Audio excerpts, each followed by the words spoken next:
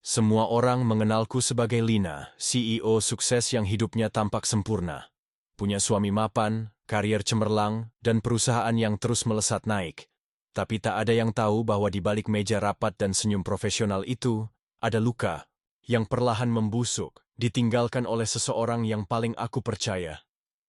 Lalu, apa yang akan kamu lakukan jika orang yang kamu cintai justru mengkhianatimu dengan cara paling keji? Namaku Lina. Mungkin kau mengenalku sebagai CEO dari salah satu perusahaan teknologi paling menjanjikan di negeri ini.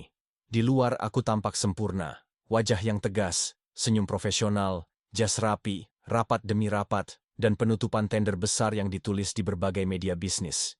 Tapi tak ada satu pun dari mereka yang tahu apa yang sebenarnya terjadi setelah aku menutup pintu rumahku yang besar dan dingin itu.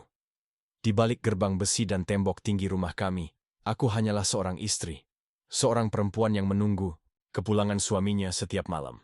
Seorang perempuan yang mendambakan tawa sederhana saat makan malam, bukan sunyi yang memekakkan telinga.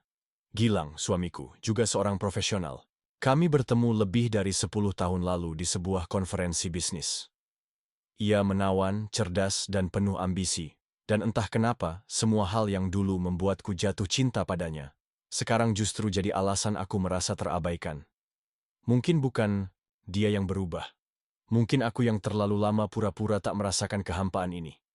Malam itu, aku duduk di meja makan besar berlapis marmer. Piring berisi salmon panggang di hadapanku sudah mulai dingin. Di seberang meja, kursi Gilang masih kosong seperti biasanya.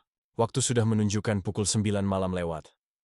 Aku menatap jam tangan, bukan karena tak tahu waktu, tapi karena berharap mungkin detik akan melambat, dan Gilang sempat pulang untuk makan malam bersamaku. Tapi, harapan itu lagi-lagi dipatahkan oleh suara notifikasi di ponselku. Maaf, aku lembur. Rapat dadakan bareng klien dari luar negeri. Makan duluan aja ya. Pesan singkat dari Gilang. Aku sudah hafal polanya. Alasan lembur, klien dadakan, proyek besar yang tak bisa ditinggal. Kadang saja alasan itu masuk akal. Tapi akhir-akhir ini terlalu sering, terlalu rutin, terlalu dibuat-buat. Aku menatap ponsel itu lama. Sebelum akhirnya meletakkannya di meja dengan helaan napas yang tertahan. Aku sendirian lagi. Di rumah yang terlalu besar, terlalu hening, terlalu mewah untuk diisi oleh seorang diri. Seketika, aku jadi ingat awal-awal kami menikah. Kami dulu sering makan malam berdua. Meski hanya dengan nasi goreng telur buatan Gilang atau sekadar mie instan rebus saat kami terlalu lelah, kami tertawa di antara suara sendok dan garpu. Gilang biasa mengeluh tentang macet dan klien cerewet, dan aku akan menimpali dengan cerita lucu soal karyawan-karyawan magang di kantor. Tapi itu dulu. Sekarang, meja makan ini tak lagi menjadi tempat berbagi cerita. Ia berubah jadi simbol kesepian yang mahal. Beberapa hari berlalu dengan pola yang sama. Aku bangun pagi, memulai hari, dengan rapat, tumpukan proposal, dan presentasi. Di kantor, semua orang mengagumiku, dan jujur, kadang aku menikmatinya. Tapi sesampainya di rumah, aku bukan siapa-siapa. Aku hanya perempuan yang menatap ranjang kosong di sebelahku. Pernah suatu malam, aku pulang lebih cepat dari biasa. Ingin mengejutkan Gilang, atau mungkin berharap ada waktu untuk sekadar duduk di sofa bersama, menonton film. Tapi begitu membuka pintu, rumah gelap gulita. Mobil Gilang tak ada di garasi. Aku duduk di ruang tamu, menunggu 1 jam, 2 jam. Hingga akhirnya, suara mobil masuk ke halaman. Gilang masuk dengan wajah lelah, tanpa semangat, bahkan tanpa ciuman di pipi seperti dulu. Aku tanya, "Dari mana?" Dia menjawab singkat, "Kantor, banyak revisi laporan." Lalu dia langsung masuk kamar, mandi, dan tidur, tanpa banyak bicara. Hatiku tak menjerit, karena sudah terlalu lelah untuk marah. Tapi aku tahu, ada yang salah. Dan seperti perempuan pada umumnya, yang tak mau dikatakan cemburu, aku mulai menyelidik diam-diam. Hari berikutnya, aku sengaja mampir ke kantor Gilang saat makan siang. Katanya dia tak bisa keluar kantor karena ada pengawasan proyek. Tapi saat aku datang, ruangannya kosong. Resepsionis bilang, "Pak Gilang makan siang di luar bareng salah satu stafnya." "Staf?" tanyaku. "Iya Nadia, office boy baru. Maksud saya office girl. OB." OB? Entah kenapa, nama itu langsung terekam di kepalaku.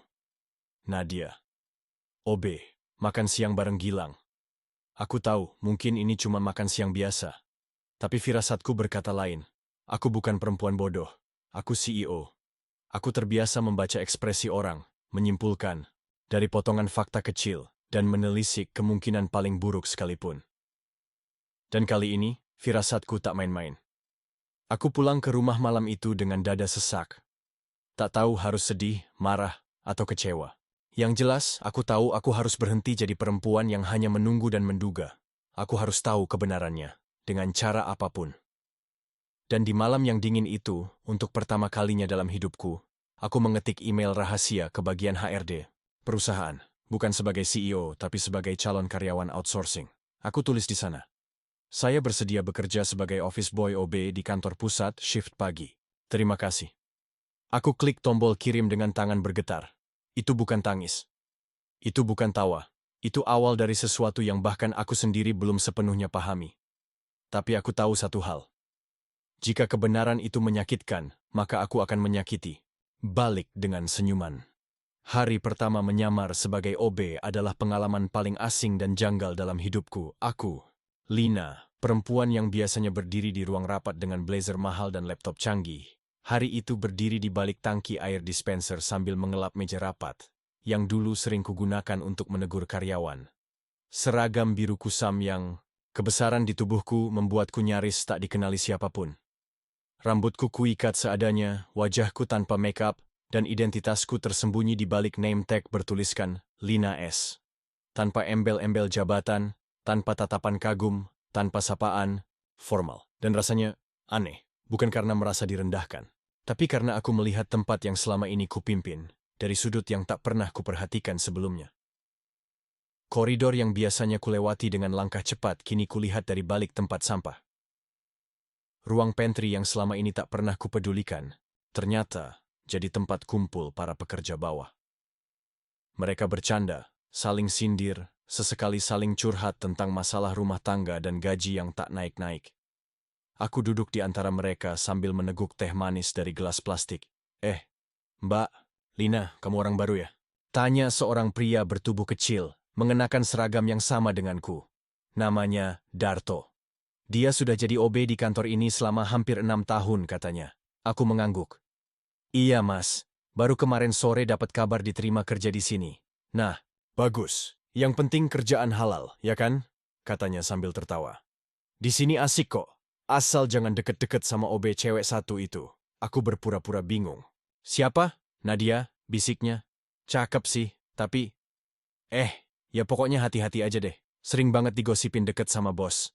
Hatiku mencelos. Bos, Gilang, aku menahan wajahku agar tetap datar. Bos yang mana mas? Yaitu Pak Gilang. Kan dia yang paling sering lembur. Nggak tahu kenapa, si Nadia juga sering banget masih di kantor kalau Pak Gilang belum pulang. Padahal OB biasanya kerja cuma sampai sore. Tapi ya, aku sih nggak ikut campur. Darto mengangkat bahu dan kembali menyeruput tehnya. Sementara aku menunduk, pura-pura menyuap gorengan. Tanganku dingin, pikiranku berputar, ternyata bukan cuma aku yang curiga. Tapi aku tak mau langsung menelan semua gosip. Aku butuh bukti. Aku harus melihat dengan mata kepalaku sendiri. 2 hari pertama sebagai OB, aku mengikuti semua prosedur. Bersihin toilet, buang sampah, lap kaca, isi galon. Aku belajar melihat kantorku bukan sebagai penguasa, tapi sebagai pelayan. Dan di balik semua itu, mataku terus mencari Nadia. Akhirnya di hari ketiga aku melihatnya. Dia muncul di pantry dengan langkah pelan dan wajah manis. Usianya mungkin 25 atau 26, jauh lebih muda dariku. Kulitnya cerah, rambutnya panjang dan terikat rapi. Seragam OB di tubuhnya tampak seperti kostum panggung yang sengaja dipilih untuk memikat. Aku memperhatikannya dari kejauhan. Ia mengambil teh, menambahkan 2 sendok gula, lalu duduk sendirian. Wajahnya tenang, tapi tatapannya seolah menunggu seseorang. Tak lama, ponselnya bergetar. Ia melihat layar sebentar, tersenyum tipis, lalu segera berdiri, langkah kakinya menuju lorong belakang kantor, tempat yang biasa dipakai staf untuk merokok atau bicara lewat telepon pribadi. Tak ada CCTV di sana. Aku ikut mengendap pelan, menjaga jarak. Hati ini seperti jenderang perang. Degupnya keras, kacau, seolah menampar dada dari dalam. Dari balik rak penyimpanan, aku mengintip. Nadia berdiri di dekat pilar beton, berbicara dengan seseorang lewat ponsel. Aku kangen, katanya pelan, hampir berbisik. Tapi aku ngerti. Kok, kamu sibuk? Aku nggak marah. Ada jeda. Lalu dia berkata lagi, iya, nanti sore aku masih di kantor. Kamu janji ya, mampir sebentar aja. Aku pengen lihat kamu. Suaranya berubah lebih lembut, lebih intim, lebih memilukan. Setelah beberapa menit, Nadia menutup telepon dan menghela napas panjang. Lalu dia berjalan kembali ke pantry, mengambil sapu dan melanjutkan tugasnya seolah tak terjadi apa-apa. Sementara aku masih berdiri di tempatku, membeku. Kangen. Sore. Janji. Kalimat itu menari-nari di kepalaku seperti lelucon kejam. Belum ada nama disebutkan, tapi rasanya aku tahu ke siapa kata-kata itu ditujukan. Aku mulai menyusun rencana. Di hari kelima, aku berani lebih jauh. Aku sengaja tetap berada di kantor hingga malam. Alasanku kepada OB senior, saya pengen buktiin kalau saya bisa bantu kerjaan shift malam juga. Darto mengangguk saja. Mungkin karena pikirku anak baru sedang bersemangat. Tapi niatku bukan itu. Aku ingin tahu siapa yang datang malam-malam. Dan benar saja, pukul 7:15, mobil Gilang masuk ke parkiran. Aku mengenal suara mesinnya. Kenal juga cara dia membuka pintu kantor dengan langkah tergesa tapi tetap elegan. 5 menit kemudian, Nadia menyusul masuk dari pintu belakang. Seolah semuanya sudah direncanakan. Hatiku mencelos. Tapi aku tetap mengikuti mereka dari jauh, tanpa suara, tanpa napas. Mereka masuk ke ruang kerja Gilang. Pintu tertutup. Aku berdiri di balik sekat lorong. 15 menit. 20. Tak ada suara keras, hanya tawa kecil, obrolan. Sesekali nada lembut dari Nadia, yang bahkan dari sini saja bisa kudengar berbeda dari cara dia bicara ke siapapun. Aku tak tahu apa yang mereka lakukan di dalam. Tapi aku tahu, rasa sakit di dadaku semakin menggunung. Dulu aku bisa membayangkan wajah Gilang hanya untuk membuat diri ini kuat bertahan bekerja berjam-jam. Tapi sekarang, gambarannya membuatku ingin muntah. Aku kembali ke toilet, membasuh wajah dengan air dingin. Menatap cermin, apa yang kau cari, Lina? Jawabannya sederhana, kebenaran. Aku ingin tahu sampai sejauh mana mereka mengkhianatiku. Dan jika Tuhan mengizinkan, aku akan gunakan kebenaran itu untuk membalas. Bukan dengan teriakan, bukan dengan air mata, tapi dengan cara yang akan mereka ingat selamanya. Malam itu, aku pulang dengan tubuh lelah, tapi kepalaku penuh rencana. Langkahku lambat saat melewati koridor kamar tidurku. Gilang belum pulang, atau mungkin masih di kantor bersama Nadia. Entahlah. Aku duduk di ujung ranjang, membuka buku catatan kecil. Aku mulai mencatat semuanya. Tanggal, waktu, lokasi. Siapa tahu nanti aku butuh kronologi. Dan di pojok kanan atas buku itu, aku menulis satu kalimat. Kamu menyakiti orang yang salah, Gilang. Pagi itu hujan turun deras di Jakarta. Butiran air membasahi kaca jendela apartemenku, memantulkan bayangan samar wajahku yang sudah mulai tak asing lagi dengan lelah dan kecewa. Gilang belum pulang semalam. Biasanya dia akan mengirim pesan pendek, menyampaikan alasan standar, lembur, rapat penting, atau klien dadakan. Tapi semalam, tidak ada kabar, tidak satupun. Dan aku sudah berhenti berharap sejak kutemukan jejak samar Nadia di balik semua alasan itu. Aku tahu dia tak hanya bekerja lembur, dia berbohong. Dan aku, Lina, wanita yang selama ini berdiri di balik layar kesuksesan rumah tangga ini, sedang menyusun sesuatu yang lebih besar dari sekadar pengintaian. Aku tak bisa konfrontasi langsung. Bukan sekarang. Aku harus punya lebih dari sekadar dugaan. Aku butuh bukti yang bisa mengunci mulutnya dan meluluh lantakkan kebohongan yang dia bangun begitu rapi. Hari itu aku kembali ke kantor lebih awal, masih dalam penyamaran. Seragam biru yang mulai terasa akrab di tubuhku tak lagi membuatku canggung. Aku sudah mulai bisa berbaur, dan diam-diam mencuri potongan-potongan informasi dari tawa para OB dan staf. Di ruang pantry, Nadia terlihat cerah seperti biasa. Tapi pagi ini, matanya sembab. Wajahnya tampak lebih pucat. Ia duduk menyendiri, memegang secangkir teh hangat, menatap kosong keluar jendela. Aku menghampirinya pelan. Duduk di sampingnya dengan sengaja, mencoba mengundang interaksi. Pagi, Mbak, sapaku. Dia mengangguk tanpa menoleh. Pagi. Hujan ya? Lanjutku basa-basi. Iya. Suasana kayak gini bikin makin malas kerja. Ada jeda. Lalu dia menarik napas dalam. Kamu percaya nggak? Kalau perempuan itu selalu disalahin kalau patah hati? Aku menoleh padanya. Pura-pura bingung. Kenapa emangnya? Dia menghela napas. Nggak tahu. Kayaknya aku cuma capek. Capek nunggu orang yang katanya sayang, tapi selalu bilang, lagi sibuk. Hatiku mencelos. Itu dia. Tanda pertama. Kalimat samar, tapi penuh. Luka. Nadia sedang menyimpan sesuatu yang nyaris tumpah. Dan aku berdiri tepat di samping ember kebohongan itu. Aku ingin menyodoknya, tapi pelan. Terlalu cepat, bisa membuatnya menutup diri. Kadang orang yang sibuk itu emang susah ditebak, ya, ucapku. Dia tertawa hambar. Sibuk beneran apa sibuk pura-pura, itu sih yang susah dibedain. Aku hanya membalas dengan senyuman tipis. Tapi dalam hati, aku menggarisbawahi semua ucapannya. Siang harinya, aku memutuskan untuk mengambil risiko lebih besar. Aku menyelinap ke ruangan IT.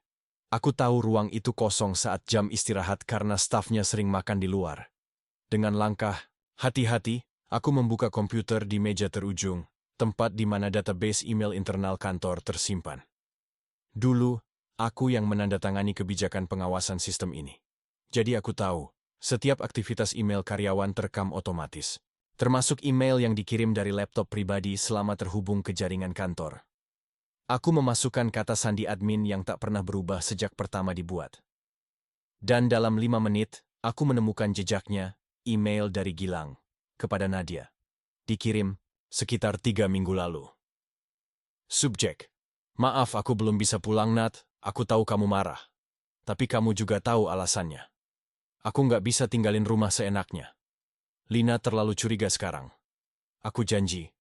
Nanti malam aku sempatkan ke apartemenmu. Jangan kemana-mana dulu. Jangan buat keputusan aneh-aneh. Kita masih bisa selesaikan ini pelan-pelan.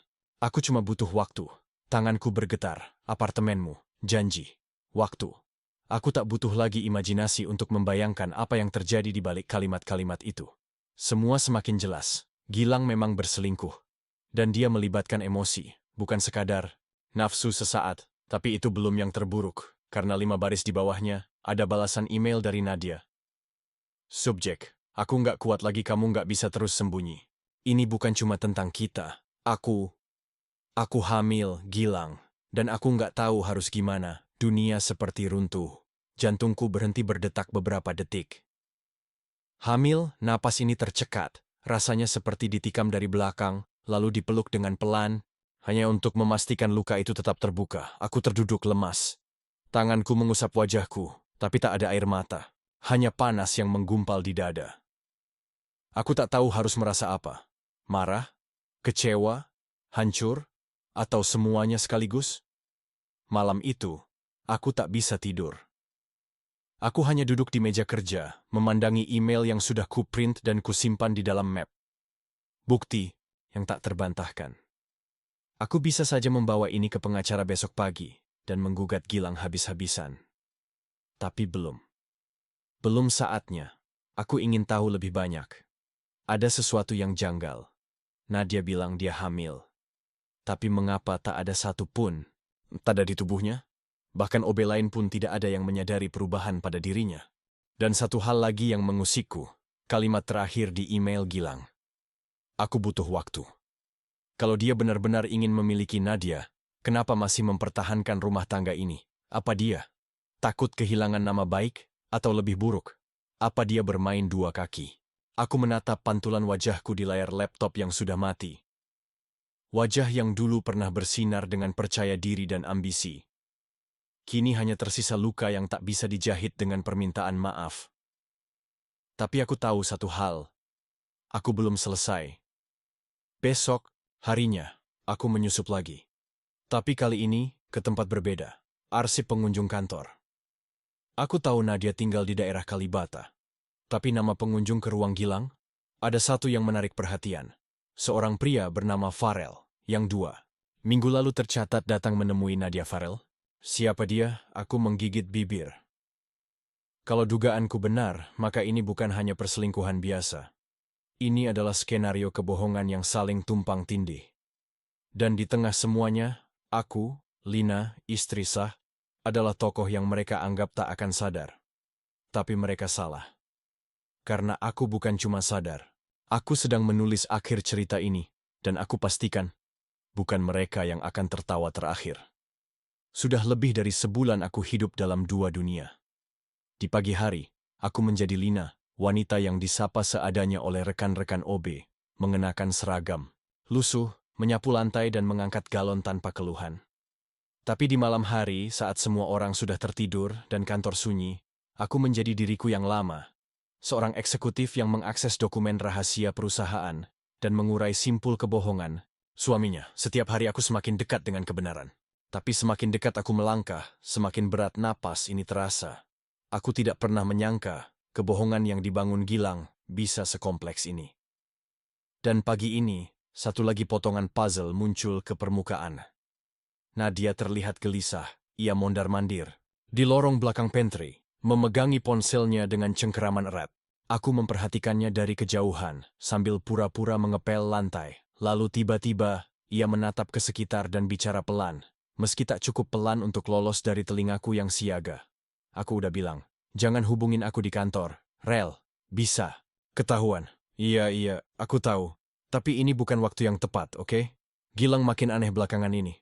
Farel. Namanya muncul lagi. Aku tidak mengenal siapa pria ini. Tapi dari intonasi Nadia, jelas sekali hubungan mereka bukan cuma teman lama.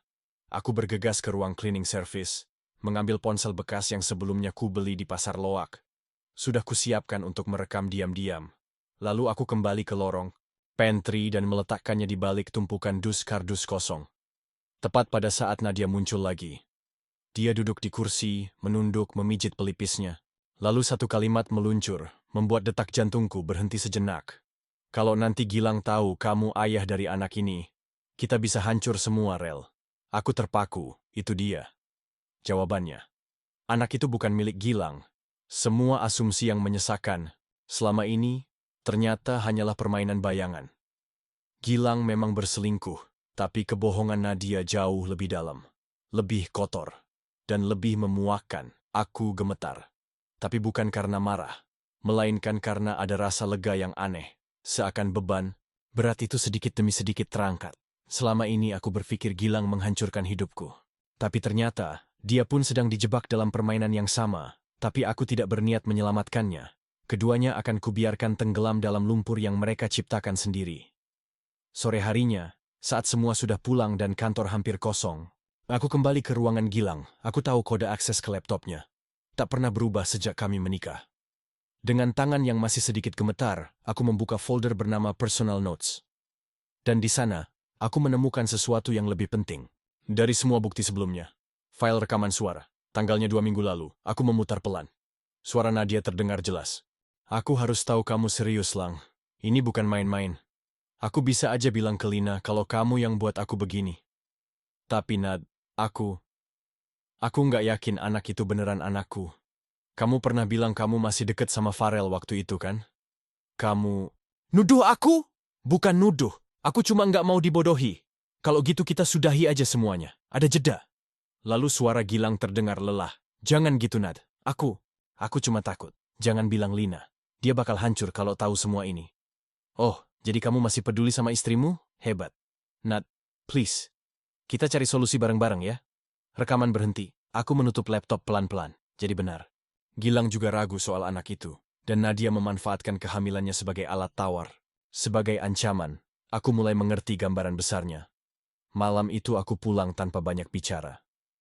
Gilang sudah di rumah. Duduk di ruang tengah sambil menatap layar TV. Tapi aku tahu pikirannya tak ada di sana. Wajahnya letih. Pucat. Dia belum menyadari bahwa wanita yang berdiri di depannya kini bukan lagi Lina yang dulu. Aku masak tadi siang. Kamu udah makan? Tanyanya. Pura-pura peduli. Aku mengangguk pelan. Udah, di luar. Dia mengangguk. Hening. Lalu bertanya lagi. Kamu akhir-akhir ini sering lembur, ya? Aku mengangkat alis. Kamu juga. Dia terdiam, tersenyum kaku. Iya sih. Aku menatapnya dalam-dalam. Ingin bilang kalau aku tahu semuanya. Ingin menyodorkan semua rekaman, semua email, semua jejak kotor yang mereka tinggalkan. Tapi belum. Belum sekarang. Ada satu hal yang belum kupastikan. Motif. Apa sebenarnya yang dicari Nadia? Dan kenapa Gilang masih belum menyerah pada hubungan itu? Padahal dia tahu ada kebohongan di dalamnya. Keesokan harinya, aku memutuskan untuk bertemu Sari, rekan kerjaku saat masih aktif sebagai CEO. Dia orang yang paling aku percaya. Kami bertemu di kafe kecil dekat kantor. Aku sudah mengenakan baju biasa, tak lagi seragam OB. Aku butuh keluar sejenak dari penyamaran ini. Sari kaget melihatku. Lina? Astaga, kamu kemana aja sih? Semua orang tanya-tanya, kamu mendadak cuti panjang. Aku tersenyum tipis. Aku cuman butuh waktu. Banyak yang terjadi, Sar. Dia menatapku tajam. Kamu kelihatan berubah. Ada yang salah? Aku menatap cangkir kopiku. Lama. Lalu aku berkata pelan. Kalau suami kamu selingkuh, apa yang bakal kamu lakuin? Sari membeku. Tatapannya berubah serius. Aku bakal pastikan dia nggak bakal bisa bohong lagi. Aku mengangguk. Itu juga yang lagi aku lakuin. Lalu aku menceritakan semuanya. Tentang penyamaran, tentang Nadia, tentang rekaman, dan tentang anak itu, yang ternyata bukan anak Gilang. Sari terdiam cukup lama, lalu menepuk tanganku. Kamu kuat banget, Lin. Tapi kamu harus hati-hati. Nadia bukan orang biasa. Aku pernah dengar desas-desus. Dia pernah bikin masalah di kantor lamanya. Sampai HRD harus turun tangan. Aku menoleh cepat. Masalah apa? Perselingkuhan. Juga. Tapi yang lebih parah, dia pernah nuduh atasannya memperkosanya. Padahal katanya sih cuma karena dia marah nggak dikasih bonus. Aku menegang, semua ini jadi semakin jelas. Nadia bukan hanya pembohong. Dia manipulator. Dan aku adalah target selanjutnya jika aku tak segera bertindak. Aku pulang malam itu dengan satu keputusan baru. Penyamaran ini sudah cukup. Sekarang saatnya aku muncul sebagai Lina yang sesungguhnya. Tapi bukan untuk marah. Bukan untuk mengamuk. Aku akan mengakhiri semuanya dengan satu langkah pasti. Aku akan undang mereka berdua ke ruang rapat. Aku akan buka semua kartu. Dan aku akan pastikan mereka tak bisa berdiri lagi setelah ini. Pagi itu, udara terasa lebih dingin dari biasanya. Mungkin karena semalam aku tidak bisa tidur sama sekali. Di kepalaku, segala rencana berputar tanpa henti. Kata-kata yang harus kupilih, nada suara yang harus kutahan, dan wajah mereka, Gilang dan Nadia, yang seakan menari-nari di balik kelopak mataku. Aku tak ingin melakukan ini dengan kemarahan. Kemarahan bisa membutakan, dan aku sudah cukup buta selama ini. Hari ini, aku ingin mereka membuka mata. Aku ingin mereka tahu bahwa semua permainan ini sudah selesai. Tapi, dengan caraku, dengan elegan. Aku menyiapkan 2 undangan. Bukan undangan pernikahan, tapi undangan perpisahan. Kutulis dengan tanganku sendiri, dengan huruf yang tenang tapi tajam. Di lembaran pertama kutulis, untuk Gilang, datanglah ke ruang rapat lantai 6 pukul 7 malam, sendiri.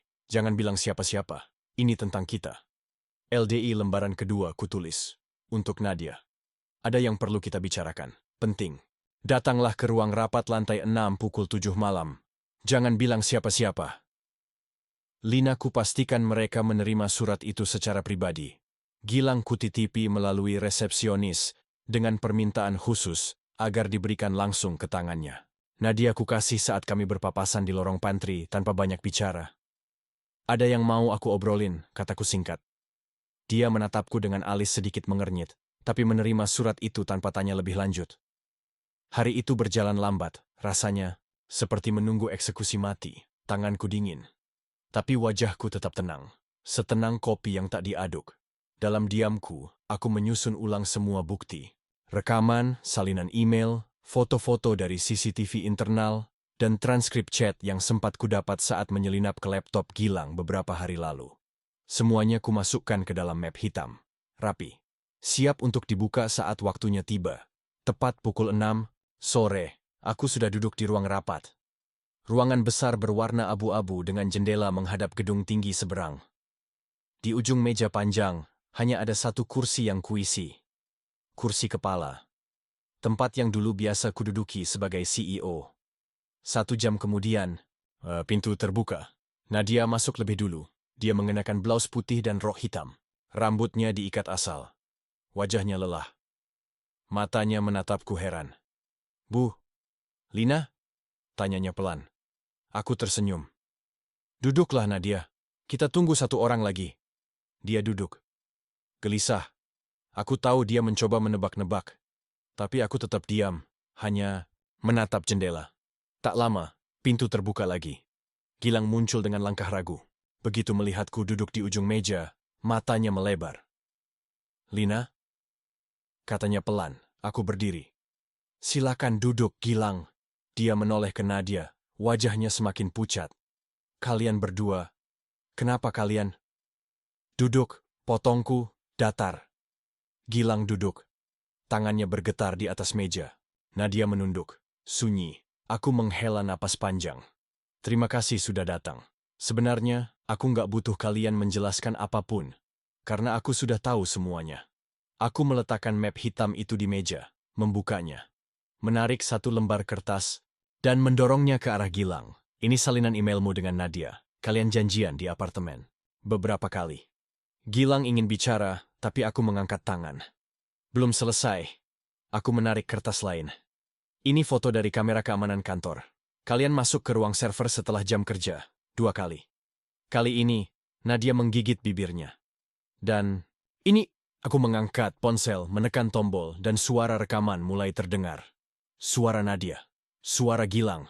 Semua percakapan mereka tentang anak itu, tentang kebohongan, tentang rasa takut. Saat rekaman selesai, ruangan sunyi. Tak ada satupun yang berani bicara. Aku duduk kembali, menatap mereka satu persatu. Jadi sekarang, aku cuma ingin dengar satu hal. Jujur, aku menoleh ke Gilang. "Apa kamu mencintai dia?" Gilang menggeleng cepat. "Nggak, Lin. Aku bodoh. Aku salah. Aku merasa kamu menjauh. Dan aku lemah. Jadi karena aku sibuk kerja, kamu tidur dengan OB?" tanyaku, tajam tapi tenang. Dia menunduk. Aku beralih ke Nadia. "Kamu hamil?" Dia terdiam, lalu pelan-pelan mengangguk.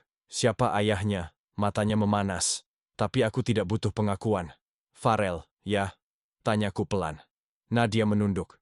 Tangisnya pecah. Aku berdiri, mengambil amplop putih dari map dan menyerahkannya ke Gilang. Di dalam situ ada surat pengunduran diriku sebagai CEO. Aku sudah siapkan sejak 2 minggu lalu. Gilang memandangku dengan mata membelalak. "Lina, kamu nggak perlu. Sudah waktunya aku mundur," potongku. Lalu aku menatap Nadia. "Dan kamu, mulai besok nggak usah datang ke kantor lagi. HRD sudah kuberitahu soal pemecatanmu, tanpa pesangon. Aku punya cukup bukti untuk alasan moral breach."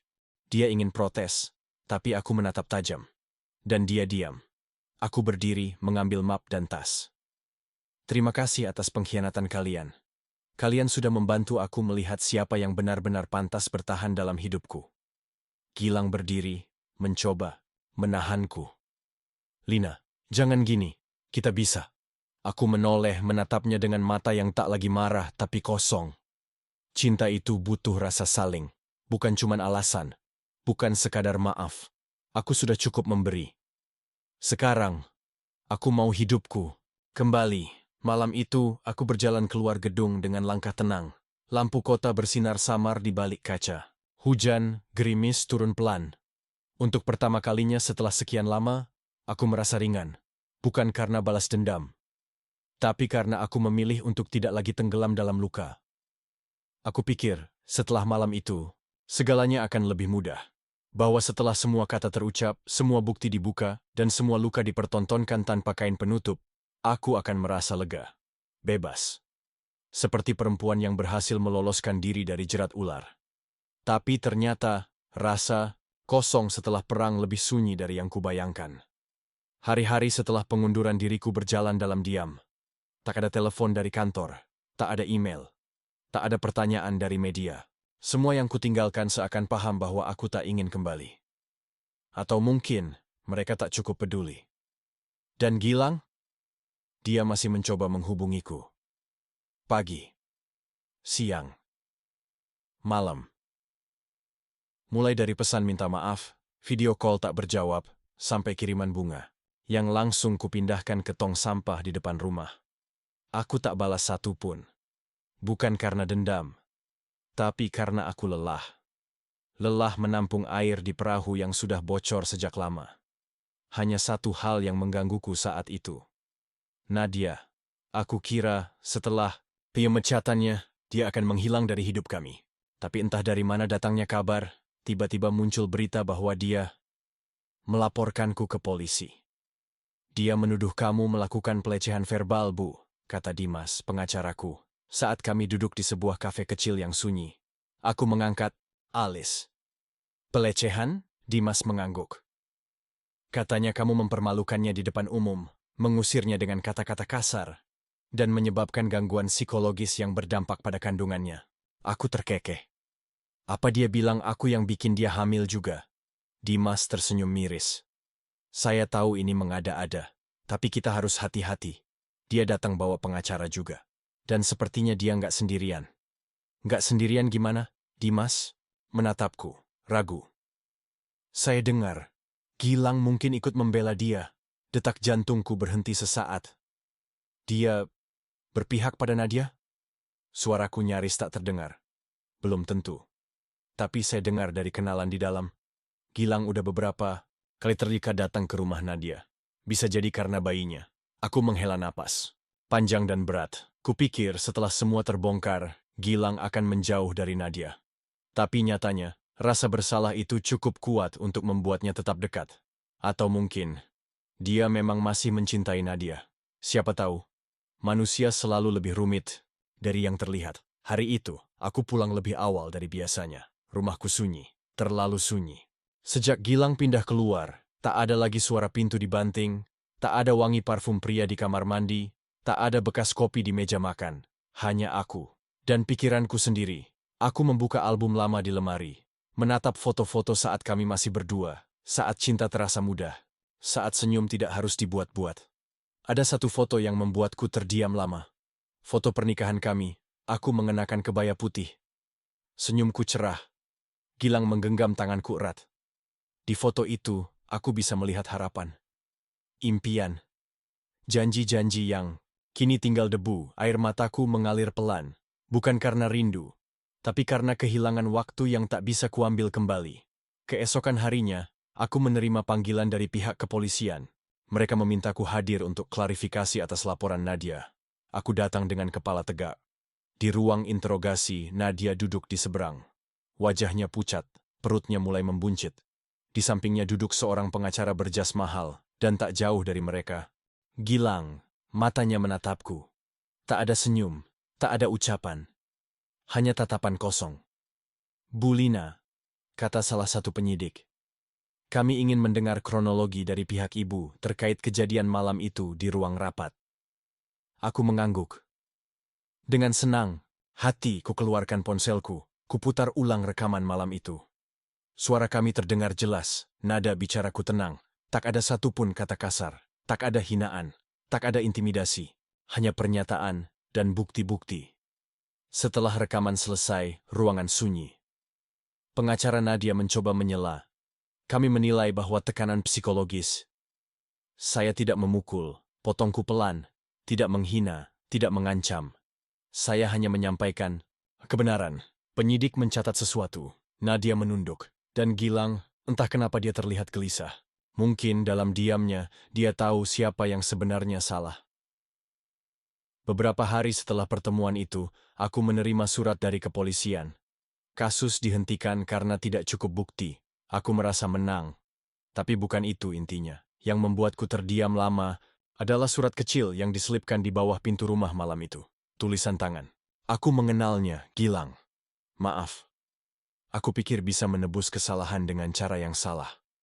Aku kira bertanggung jawab pada Nadia berarti membiarkan dia memutarbalikkan semuanya. Tapi aku sadar, aku salah lagi. Maaf untuk semua luka yang aku buat. Kamu berhak bahagia, Lina. Bahkan jika tanpaku, aku membacanya berkali-kali. Dan untuk pertama kalinya, aku tak menangis. Bukan karena kata-katanya menyembuhkan. Tapi karena aku sudah memaafkan diriku sendiri. Aku sudah belajar bahwa tidak semua luka harus dibalas. Tidak semua pengkhianatan harus dikalikan. Kadang, cukup dengan berjalan pergi dan tidak pernah kembali. Hari itu, aku melangkah keluar rumah. Matahari sore memantulkan cahaya hangat di trotoar. Aku berjalan ke arah halte. Entah kenapa, aku ingin naik bus. Seperti dulu, sebelum aku jadi CEO, saat hidup masih sederhana. Saat menunggu di halte, seorang ibu muda duduk di sebelahku, menggendong bayi kecil yang tertidur di dadanya. Aku menatap mereka, tersenyum. Dan untuk pertama kalinya dalam waktu lama, aku merasa utuh. Bukan karena aku punya semuanya, tapi karena aku akhirnya kehilangan hal yang salah. Aku merasa ringan, lebih ringan dari yang aku kira bisa terjadi. Seminggu berlalu sejak aku membaca surat Gilang. Sejak saat itu, hidupku kembali ke jalurnya. Aku kembali ke kantor, meskipun dengan hati yang lebih tenang. Tak ada lagi amarah yang menyiksa, tak ada lagi bayangan Gilang yang menghantui langkahku. Namun, ada satu hal yang masih terus menempel di dalam diriku. Nadia. Aku tak tahu apa yang membuatku terus berpikir tentangnya. Mungkin karena aku merasa bahwa dia mungkin memiliki alasan lebih dari sekadar menjadi pelampiasan Gilang. Aku tahu betul bagaimana rasanya menjadi orang yang terpojok, tak punya pilihan, dan akhirnya terjebak dalam sebuah hubungan yang salah. Aku tahu bagaimana perasaan itu karena aku pernah berada di sana. Namun, apa yang membuatku semakin bingung adalah kenyataan bahwa Nadia hamil. Itu artinya dia bukan sekadar menjadi orang ketiga dalam pernikahan kami. Tapi ada sesuatu yang lebih besar, lebih gelap yang belum aku temukan. Pagi itu, seperti biasa, aku datang lebih awal ke kantor. Aku menyelesaikan beberapa pekerjaan yang tertunda. Laptop di meja terlihat menumpuk dengan email yang belum dibaca. Tapi ada satu email yang menarik perhatian. Subjeknya hanya satu kata, Nadia. Dengan sedikit rasa curiga, aku membuka email tersebut. Ternyata itu berasal dari sebuah alamat anonim yang berisi 2 foto dan sebuah pesan singkat. Periksa ini. Ini adalah kenyataan yang belum kau ketahui. Nadia bukan orang yang kau kira. Aku merasa ada sesuatu yang aneh. Aku membuka foto pertama. Itu adalah foto Nadia yang terlihat tengah berbicara dengan seseorang di sebuah kafe. Di sampingnya, seorang pria, sosok yang tak asing bagiku, Gilang. Namun di foto kedua, mataku terfokus pada hal lain. Di meja mereka, ada secangkir kopi yang tak terlihat seperti secangkir kopi biasa. Ada sesuatu yang mencurigakan tentang pria itu. Dan ketika aku memperbesar gambar, mataku tertuju pada sesuatu yang lebih mengejutkan. Di tangan pria itu, ada tanda cincin. Tanda cincin yang sama persis dengan yang pernah dikenakan Gilang. Aku hampir tidak bisa menghirup udara setelah itu. Pikiranku berputar-putar, tidak bisa memahami apa yang baru saja kutemui. Aku tidak tahu apa yang seharusnya aku lakukan. Menghadapi siapa dulu? Gilang atau Nadia? Siapa yang lebih aku percayai? Aku teringat kata-kata Dimas, pengacaraku, beberapa hari yang lalu. Kadang dia yang kita lihat belum tentu kenyataan yang utuh. Jangan terlalu cepat menyimpulkan. Mungkin ini saatnya untuk lebih dalam lagi, menggali apa yang sebenarnya terjadi. Aku tak bisa menunggu lebih lama lagi.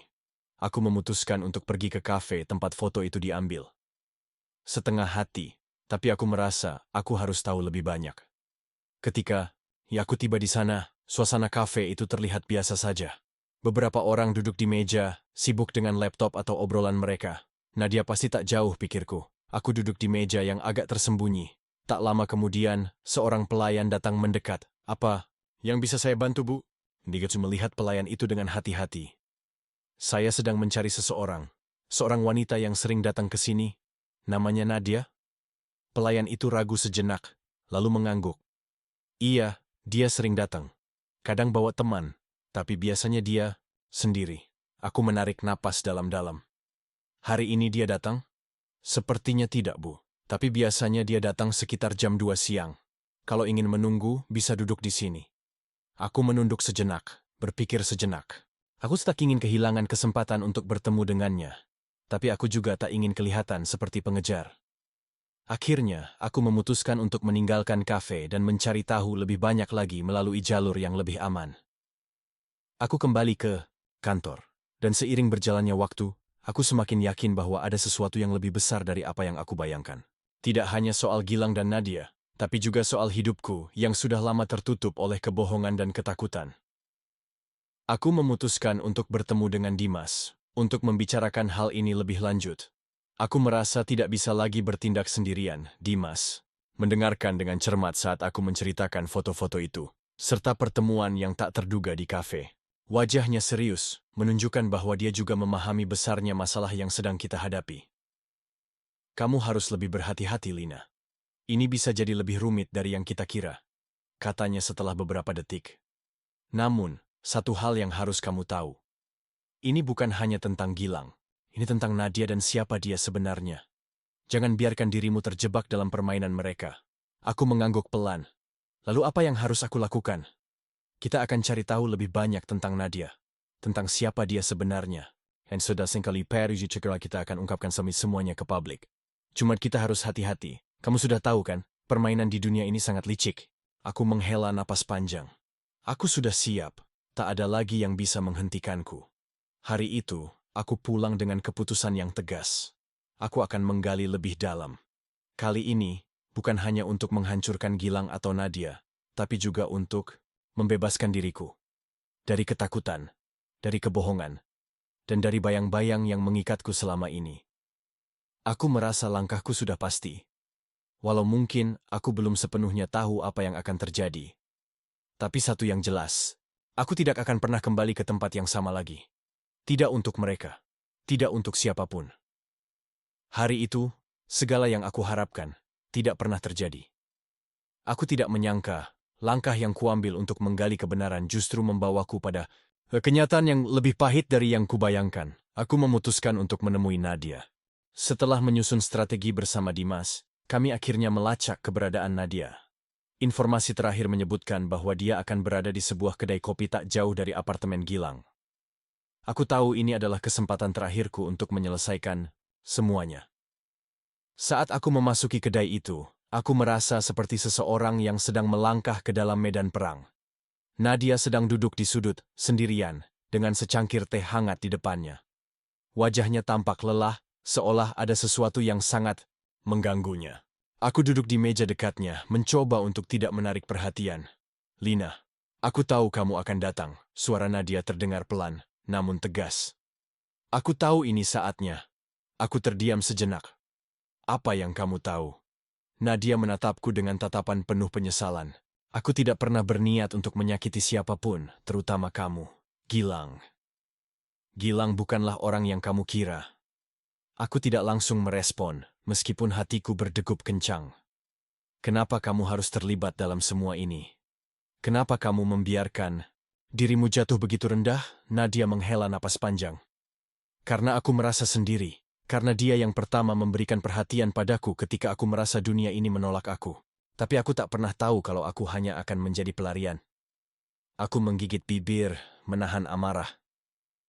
Lalu anak itu, anak yang kau kandung. Tiba-tiba Nadia menunduk, menangis tanpa suara.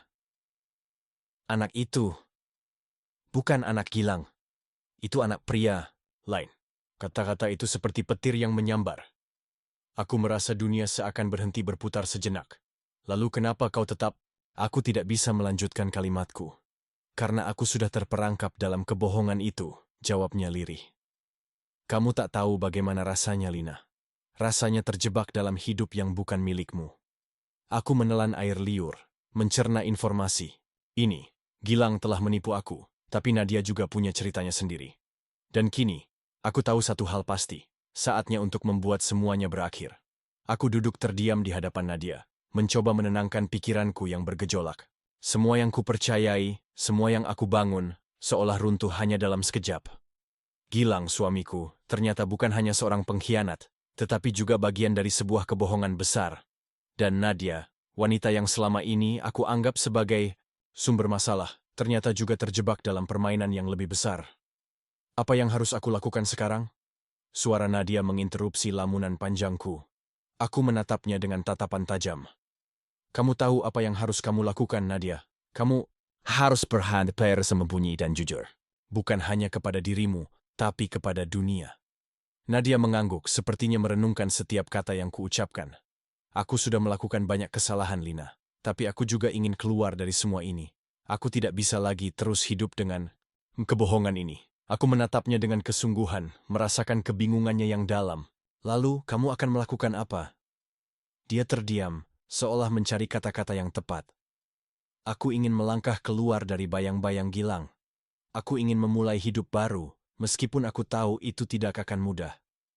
Aku merasa ada sesuatu yang berbeda dalam dirinya. Dia mungkin belum sepenuhnya tahu apa yang akan datang, tapi ada tekad dalam dirinya yang membuatku terdiam. Aku juga tahu satu hal, aku tidak bisa memaafkan begitu saja apa yang telah terjadi. Gilang telah merusak hidupku, dan kini aku harus merusak hidupnya dengan cara yang lebih besar. Lina. Nadia memecah kesunyian, matanya penuh dengan harapan. Kamu bisa membantu aku, kan? Aku ingin menghentikan semua ini untuk kita berdua. Aku menarik napas panjang. Apa yang bisa aku bantu? Apa yang bisa aku lakukan selain mengungkapkan kebenaran yang sudah terlanjur terlambat? Aku berdiri dari tempat dudukku. Kebenaran akan datang pada waktunya, Nadia. Dan saat itu tiba, kamu dan Gilang harus siap untuk menerima konsekuensinya. Tanpa berkata lagi, aku berjalan keluar dari kedai itu. Hari ini, semuanya sudah mulai terbuka. Gilang dan Nadia mungkin tidak tahu, tapi aku sudah memegang kendali. Tidak lagi terjebak dalam kebohongan mereka. Pagi itu, aku bangun dengan perasaan yang berbeda. Seperti ada energi baru yang mengalir dalam diriku. Semua yang telah aku jalani, rasa sakit, kebohongan, dan pengkhianatan, akhirnya berujung pada titik ini. Titik di mana aku bisa mengendalikan takdirku sendiri. Aku melihat diriku di cermin, tak lagi terikat pada bayang-bayang Gilang, tidak lagi terjerat oleh masa lalu yang penuh kebohongan. Aku telah siap untuk menghadapi apapun yang akan datang. Aku memutuskan untuk mengundang Gilang ke kantor. Tempat yang selama ini menjadi saksi bisu dari segala kebohongannya. Aku tahu dia akan datang, karena dia selalu datang saat aku memanggilnya. Tetapi kali ini, aku sudah tidak sama lagi. Tidak ada rasa cinta yang tersisa di dalam diriku. Yang ada hanyalah tekad untuk membuktikan bahwa aku lebih dari sekadar wanita yang bisa dia abaikan. Tak lama kemudian Gilang tiba. Wajahnya tampak terkejut melihat aku sudah menunggu di ruang rapat, seolah dia tidak mengharapkan pertemuan ini. Lina, suara Gilang terdengar penuh kebingungannya. Ada apa? Kenapa aku dipanggil ke sini? Aku menatapnya dengan tatapan kosong. Aku tahu semuanya, Gilang. Aku tahu tentang kamu dan Nadia. Wajahnya memucat seketika. Apa maksudmu? Jangan pura-pura tidak tahu. Aku sudah tahu bahwa anak yang ada dalam kandungan Nadia bukan milikmu. Aku juga tahu bahwa kamu telah bermain dengan banyak kebohongan selama ini. Gilang terdiam. Terdengar berat napasnya, namun dia tidak berani berkata apapun. Dia tahu, hari ini bukan lagi harinya, hari ini adalah hariku. Aku melanjutkan. Aku sudah memaafkan diriku, Gilang. Tapi tidak untuk kamu. Semua ini sudah cukup. Aku tidak akan menjadi bagian dari kebohonganmu lagi. Aku berdiri dan menghadapnya dengan penuh keyakinan. Kamu tidak akan lagi mengendalikan hidupku. Hari ini, aku yang memegang kendali. Gilang berusaha untuk berbicara, tapi aku sudah tidak peduli. Aku melangkah pergi, meninggalkan ruang itu tanpa menoleh ke belakang. Mungkin, dia akan sadar nanti. Mungkin, dia akan mengerti bahwa kebohongannya telah menghapus segalanya. Di luar kantor, aku berdiri menatap langit yang cerah. Dunia terasa lebih luas sekarang. Bebas. Tak ada lagi ketakutan. Tak ada lagi kebohongan yang mengikat. Aku telah menemukan kekuatanku kembali. Dan kini, aku siap untuk memulai hidup baru. Sebuah hidup yang tidak lagi dibayangi oleh siapapun.